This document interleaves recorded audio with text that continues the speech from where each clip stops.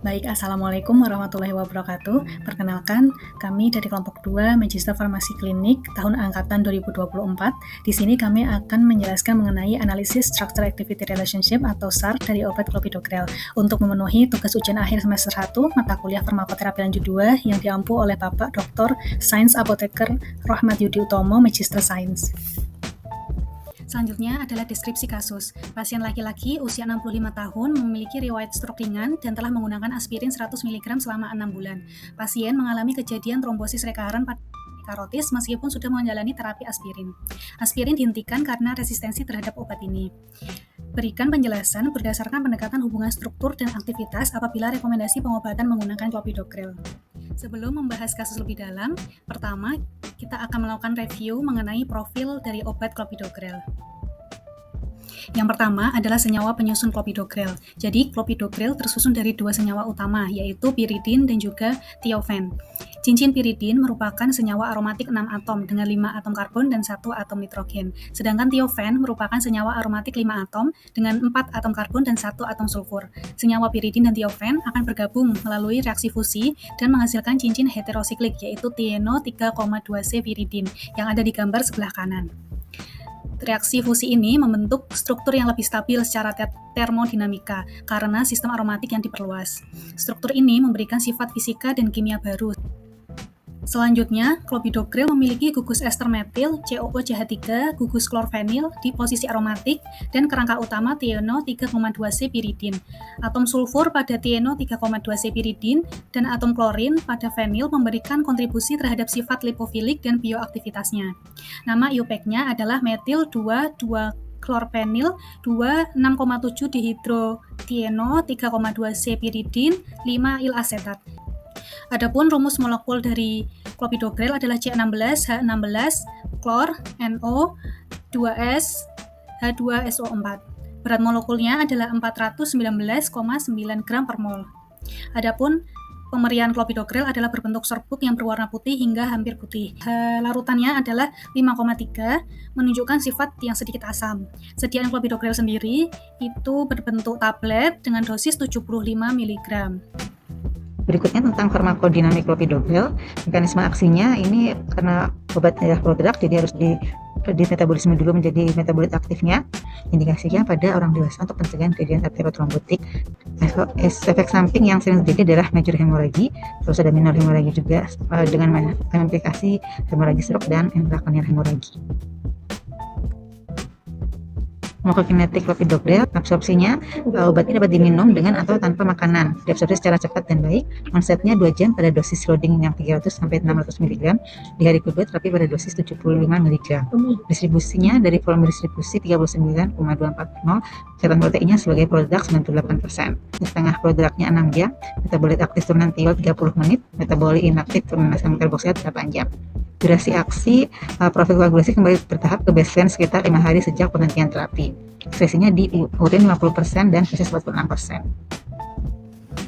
Selanjutnya adalah metabolisme clopidogrel prodrug menjadi metabolit aktif. Nah, clopidogrel itu melalui first pass metabolisme prodrug di hepar, di mana pada diagram tersebut diketahui 85 sampai dengan 90% mengalami hidrolisis oleh karboksil esterase menjadi metabolit inaktif turunan asam kortilat, yaitu sebesar 2% mengalami oksidasi menjadi 2-oksoclopidogrel oleh enzim CYP450, yaitu sitrokrom P450. Setelah terbentuknya 2-oksoclopidogrel, senyawa ini mengalami transformasi lebih lanjut menjadi metabolit aktif yang berupa turunan tiol. Baik, untuk selanjutnya adalah tampilan dari mekanisme perubahan struktur metabolisme clopidogrel menjadi 2-oksoclopidogrel atau zat aktifnya.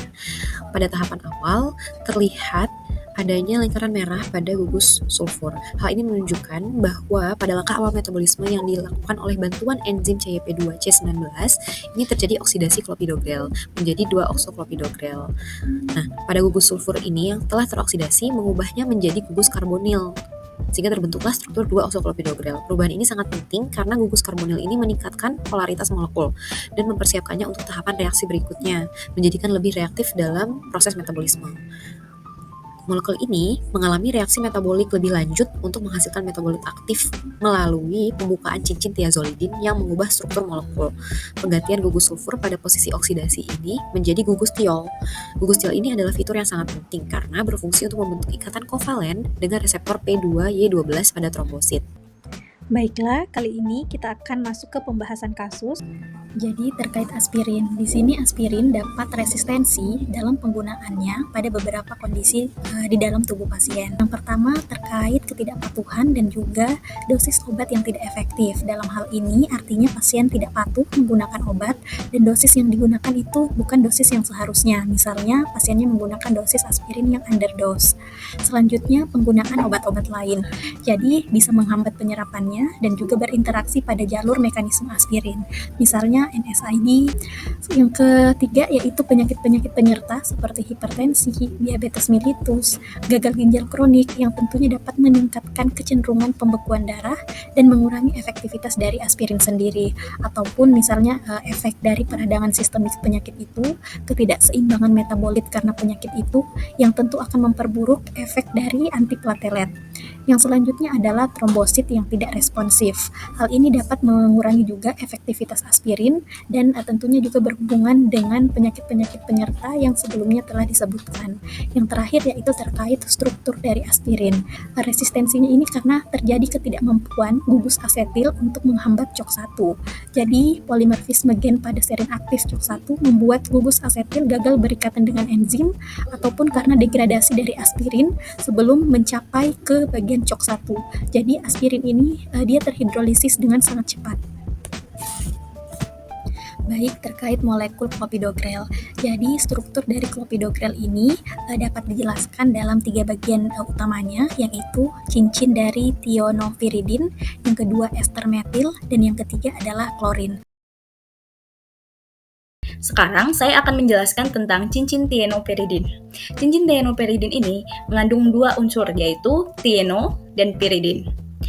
Dan mengandung atom sulfur yang sangat penting dalam pembentukan karakter reaktif pada molekul clopidogrel. Atom sulfur ini berfungsi untuk membantu pembentukan metabolit aktif setelah molekul mengalami konversi di hati, dan metabolit aktif tersebut berinteraksi dengan reseptor P2Y12 yang akan memiliki peran yang sangat penting dalam menghambat agregasi trombosit. Selanjutnya, saya akan menjelaskan tentang gugus ester metil. Gugus ester metil ini terdiri dari 2 komponen, yaitu gugus karbonil dan gugus metil. Awalnya, gugus ester metil ini merupakan sebuah prodrug yang kemudian mengalami hidrolisis dan diubah menjadi metabolis aktif. Proses hidrolisis ini dikatalisis oleh enzim esterase, yang dimana enzim ini akan mengubah ester metil, memecah ester metil dan menghasilkan senyawa yang dinamakan intermediate 2-oxoclopidogrel yang merupakan senyawa antara yang nantinya akan mengalami metabolisme lebih lanjut. Senyawa tersebut akan dimetabolisme lebih lanjut oleh enzim CYP2C19 di dalam hati. Dan proses ini akan menghasilkan sebuah metabolit aktif clopidogrel.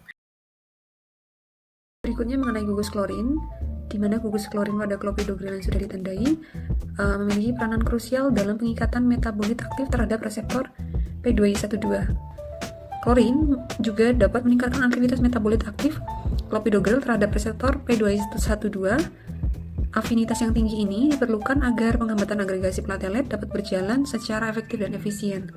Seperti yang kita ketahui, clopidogrel itu merupakan obat yang memiliki bentuk prodrug yang harus dimetabolisme terlebih dahulu untuk menghasilkan bentuk aktifnya.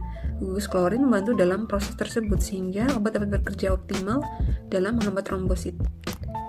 Kesimpulannya, dalam kasus resistensi aspirin, clopidogrel efektif bekerja melalui jalur berbeda, yaitu penghambatan agregasi trombosit yang dimediasi ADP, sehingga clopidogrel adalah pilihan untuk pasien dengan trombosis rekuren, terutama bila penggunaan aspirin tidak efektif karena aktivitas yang spesifik dan tahan lama terhadap reseptor P2Y12.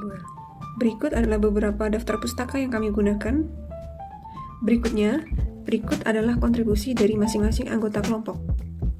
Sekian presentasi dari kami. Atas perhatiannya kami ucapkan terima kasih.